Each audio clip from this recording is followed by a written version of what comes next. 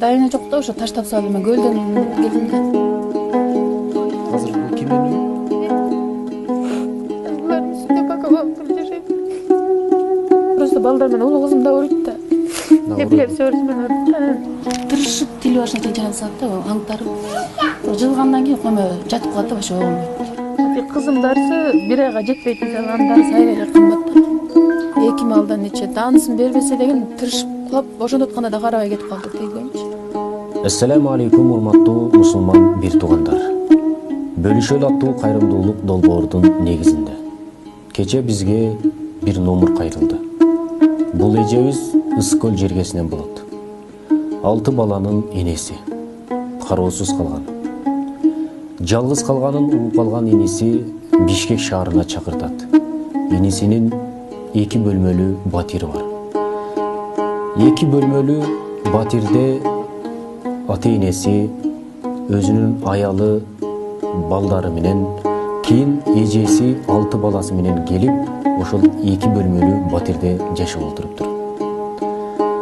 Биз дагы продуктага муктаж экен деп, дароо Россия жергесинде иштеп жүргөн Сайдоказ досубузга чалып, ал жактан акча жыйнап берүүсүн сурандык. Ал дагы дароо ошол айланасындагы инилерден, достордон жыйнап бизге жиберди. Биз дагы барып ошол күнүмдүк керектелчү оокаттарды алып барып бердик. Кийин абалды байкадык. Кирсек, ал жерде апасы инсульт экен. Ошол үйдө эч ким иштебейт экен. Чоң кызынын бир аз талмасы бар экен. Кээде жыгылып калчу адаты бар экен. Ошол кызына дары-дармектер жана күнүмдүк керектелчү оокаттар, азыркы көмүр, мына ушул нерселерге муктаж. Эгерде эжеге жардам берем деген жарандар болсо, бизге кайрылыңыздар.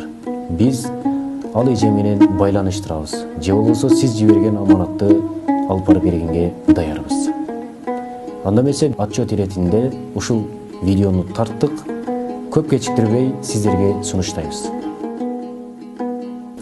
Дайыны жок да, ошо таштап салдым, мен көлдөн келдим да. Көлдөн келдиңиз. Таштап салып эле жок да, билбейм. Ошо кредит алып берип койгонун жок да. Ушунун бери эле жок. Балаңыздын эң чоң канча? 6-класс, улусу кыз, андан кийин 4 эркек, анан кичүүсү кыз. Жаш экен. Азыр шаарда бул кимдин үйү? Эч эме ыйлабаңыз. Азыр бул кимдин үйү?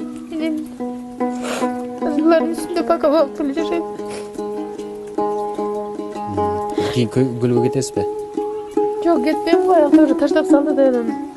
Просто балдар менен улуу кызым да ооруйт да. Эпилепсия менен ооруйт да. Анысын дары таппай калдым, акча издеп эч ким бербей койду. Мен уже айланып кетип бияка, мага инсульт болуп атат да яктачы. Буларды кыйнабайын деп эле бияктын 2 килосарий боюнда бар келинчи. Анан бу туугандарды аябай эле койкой, кечке эле буларды кыйнай берем деп убактылуу жардам беришчү буларчы. Анан кечке эле кыйнап эле даттана берем деп, бирок башка некесин кыйып кетип калыптыр, ошо боюнда бар экен да ошо. Анан таштап кетип калат, эми мейлим алталамын атасы деп чыдап жүрүрдүм уже.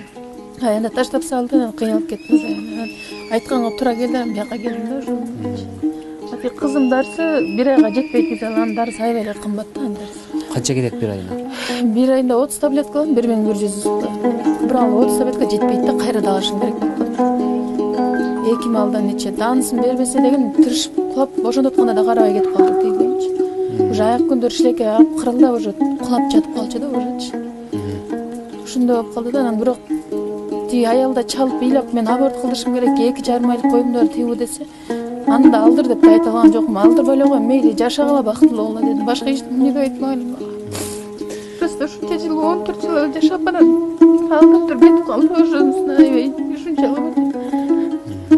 Биз негизи кызыңызды укпадык эле, сизди эле угуп ошол 6 баласы менен бир аз кыйналып атат деген продукттан алдык.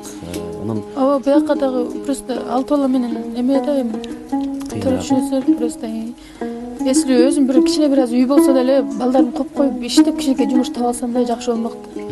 Анан мен бал бала менен тияк биякта болуш.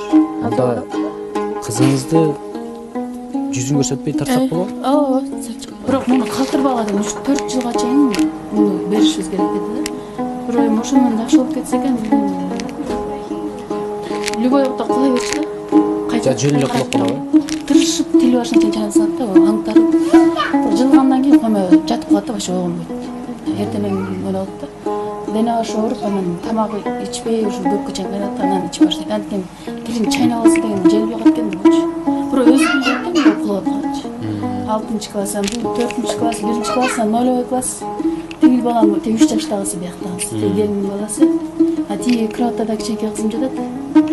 Хажыр. Могу дарыны тартпайсыңар? Жашлагандыр. Ушул дары-дармектерден жардам берем дегендер болсо бизге кайрылыңыздар.